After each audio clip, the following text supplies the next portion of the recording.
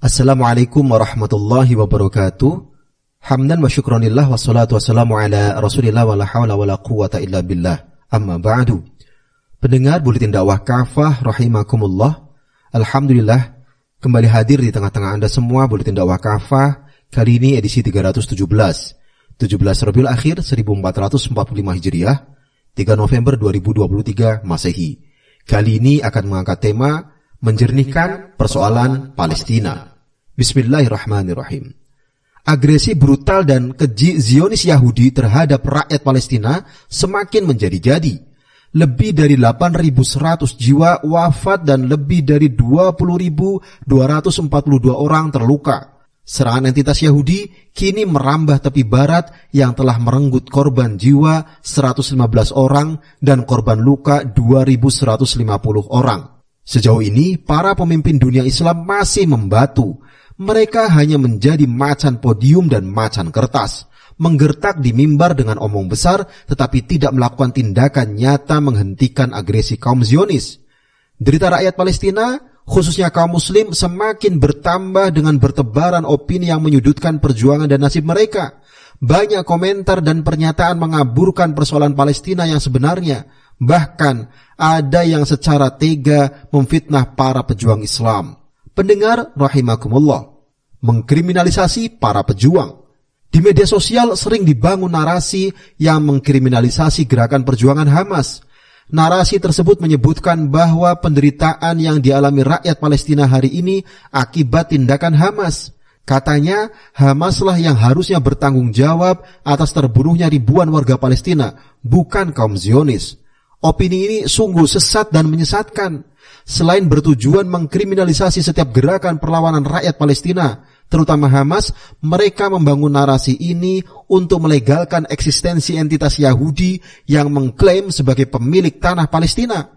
Tujuan berikutnya agar dunia membenarkan agresi brutal Zionis Yahudi sebagai tindakan mempertahankan diri.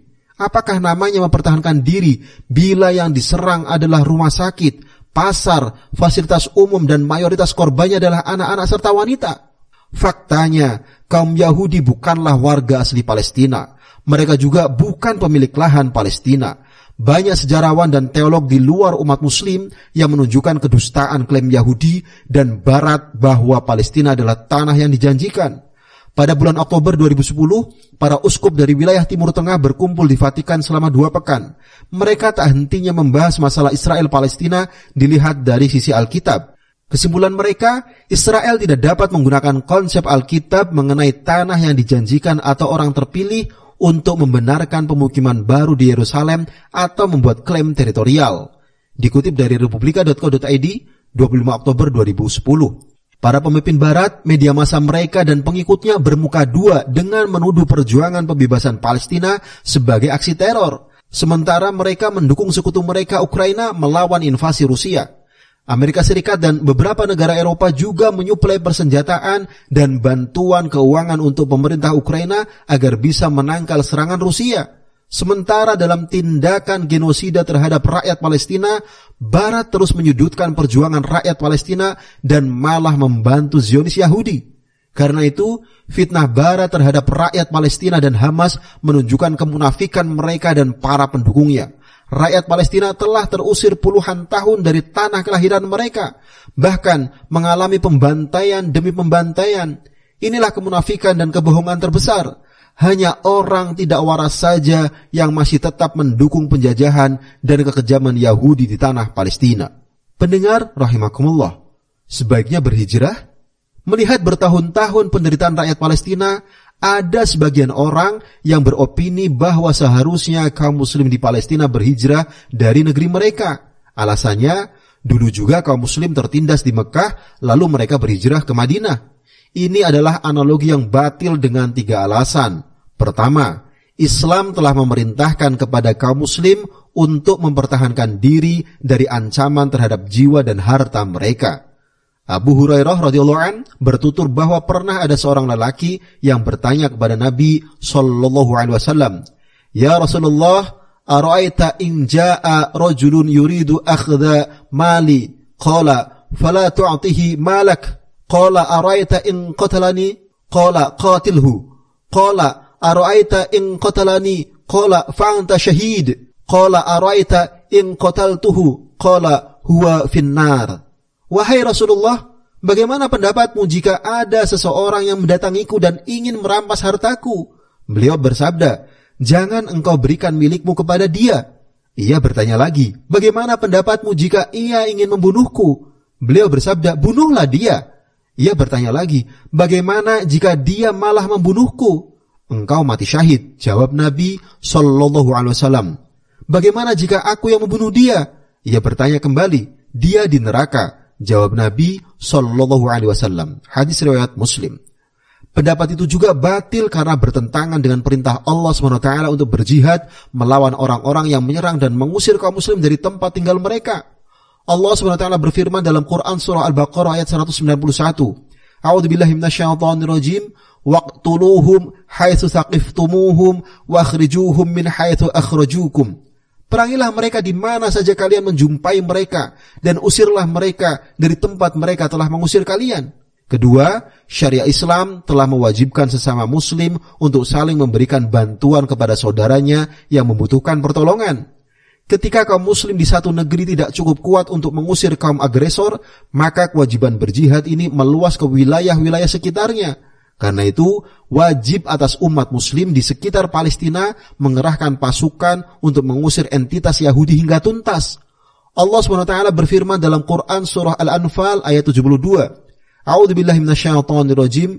Wa in istansurukum fid dini fa'alaikumun nasr. Jika mereka meminta pertolongan kepada kalian dalam urusan agama ini, maka kalian wajib menolong mereka. Ketiga, hijrah yang diwajibkan atas umat ini adalah berpindah dari negeri kufur atau darul kufur menuju negara Islam atau darul Islam. Ini sebagaimana dulu Rasulullah SAW dan kaum muslim berhijrah dari Mekah yang kala itu adalah darul kufur menuju ke Madinah yang kemudian menjadi negara Islam atau darul Islam.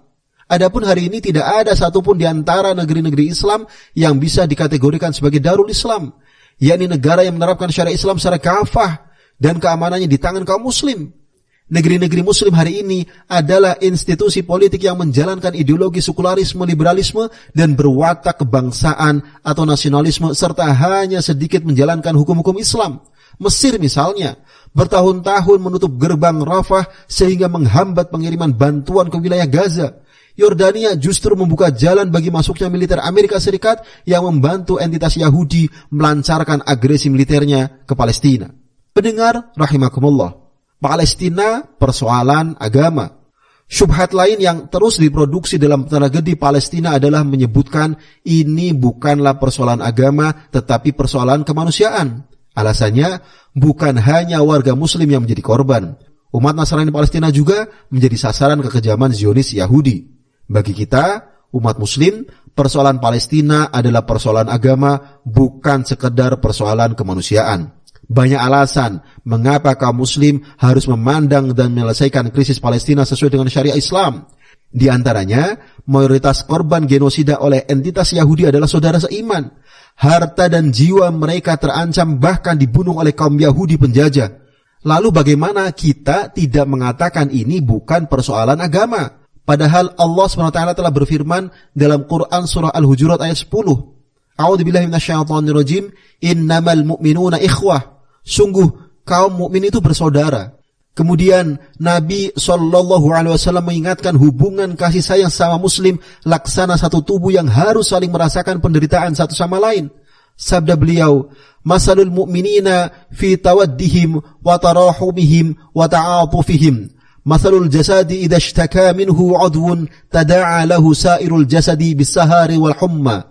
Perumpamaan kaum mukmin dalam hal saling mencintai, saling menyayangi dan bahu-membahu adalah seperti satu tubuh. Jika salah satu anggota tubuh sakit, maka seluruh anggota tubuh yang lain ikut merasakan sakit juga dengan tidak bisa tidur dan demam. Hadis riwayat Al-Bukhari.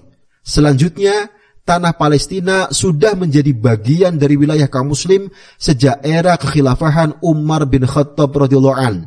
Beliau telah menandatangani perjanjian dengan pendeta Sophronius untuk melindungi Palestina dari kehadiran satu orang Yahudi pun di Yerusalem. Permintaan ini datang dari kaum Nasrani Yerusalem karena sudah merasakan kekejaman Yahudi. Mereka lalu meminta kepada Khalifah Umar bin Khattab radhiyallahu an untuk mengusir mereka dari Yerusalem. Permintaan ini disepakati oleh beliau. Perjanjian ini masih terus mengikat kaum muslim sampai hari kiamat. Ini sesuai dengan perintah Allah SWT dalam Quran surah Al-Maidah ayat 1. A'udzubillahi minasyaitonirrajim. Ya ayyuhalladzina amanu aufu bil 'uqud. Hai orang-orang yang beriman, penuhilah akad-akad itu. Nabi Muhammad SAW juga telah mengingatkan umat ini untuk menjaga perjanjian-perjanjian mereka. Wal muslimuna ala syurutihim illa syaratan harrama halalan aw ahalla haraman. Kaum muslim harus memenuhi syarat-syarat yang telah mereka sepakati, kecuali syarat yang mengharamkan suatu yang halal atau menghalalkan suatu yang haram. Hadis riwayat Al-Bukhari. Alhasil, janganlah kita tertipu dengan narasi dan opini yang menjauhkan kita dari agama Allah. Tidak pantas pula kita berulang terpedaya oleh tipu daya barat yang menginginkan krisis Palestina dikembalikan pada PBB. Itu hakikatnya sama dengan menyerahkan nyawa saudara kita seiman untuk kembali dijagal oleh Zionis Yahudi. Sungguh, hanya dengan jihad dan khilafah persoalan Palestina akan tuntas. Wallahu a'lam bishawab. Demikian materi Buletin Dakwah Kafah edisi 317, menjernihkan persoalan Palestina. Terima kasih. Assalamualaikum warahmatullahi wabarakatuh.